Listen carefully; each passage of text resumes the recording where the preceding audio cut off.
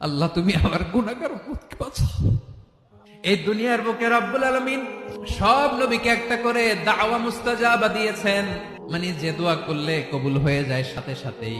দুনিয়ার সব নবীরা ওই দোয়াটা দুনিয়ায় করে ফেলেছে। বিশ্বনবী বলবেন, আল্লাহ ওই স্পেশাল দোয়াটা দুনিয়াতে করি নাই, আজকে আমি তোমার দরবারে দাঁড়িয়ে কিয়ামতের দিন ওই দোয়াটা করছি। আল্লাহ আমার যে উম্মতের হৃদয়ে যাররা পরিমাণ ঈমান আছে, আমার একটা উম্মতকেও তুমি জাহান্নামে ঢুকাতে পারবা না। বিশ্বনবী পাগলের মতো একবার হাউজে কাউসারে যাবেন, একবার সিরাতে যাবেন, একবার পুলসিরাতের দিকে, একবার হাউজে কাউসারের দিকে, পাগলের মতো দৌড়াতে থাকবেন, তার কোন গুনাহগার উম্মত যাতে জাহান্নামে ঢুকে না যায়।